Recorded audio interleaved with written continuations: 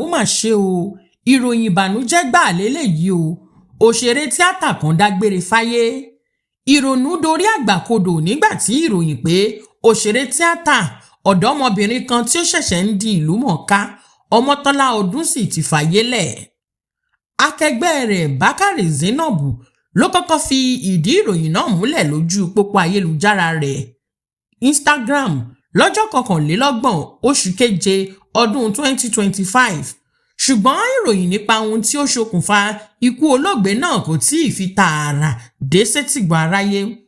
Àwọn òṣèré tíátà sì ti ń bá àwọn mọ̀lẹ́bí Ọmọ́tọ́lá Ọdúnsì kẹ́dùn lórí ìṣẹ̀lẹ̀ náà. Ọjà Ọmọ́tọ́lá sùn re o ni Zainab kọ sábẹ́ àwòrán tí ó gbé síta láti fi kẹ́dùn olóògbé náà. Bákan náà ni gbajúgbajà òṣèré tíátà nì Akínọlá Àkànó, ẹni tí ọ̀pọ̀ mọ̀ sí Ṣẹ́gbowẹ̀, náà fi ìdí ìṣẹ̀lẹ̀ náà múlẹ̀. Ṣẹ́gbowẹ̀ gbé voice note tí òun àti olóògbé náà ṣe ṣáájú kí ó tó dágbére fáyé, níbi tí ó ti sọ pé ara òun ti ń yá, kódà òun ti ń padà bọ̀ sípò. Mọ́tọ́lá, èyí yà mí lẹ́nu ṣùgbọ́n mo gbìyànjú láti bẹ̀ ọ́ wò ní òwúrọ̀ ọjọ́ náà. Ó sọ fún mi pé ara rẹ̀ ti yá tí o sì ti ń padà bọ̀ sípò. Èyí yà mí lẹ́nu. Ọmọ́tọ́lá, sùn re o.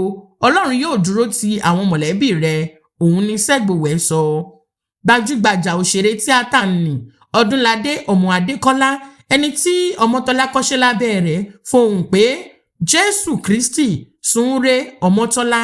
Táwa ni Ọmọ́tọ́lá gan? Ta ni gbajúgbajà òṣèré nì tí àwọn Nollywood pàdánù? Olóògbé náà kópa nínú ọ̀pọ̀ fíìmù títí kan Lisabi, The Uprising, Officer Adaeze, Amonata, Àyànmọ́ Ire àti Ìfẹ́dayọ̀ kí ó tó dágbére fáyé. Wọ́n bí Mọ́tọ́lá the actor ní ìlú Ìjẹ̀bú Òde ní ìpínlẹ̀ Ògùn. Àwọn mọ̀lẹ́bí rẹ̀ sì wá láti ìlú Àgọ́ Ìwòye.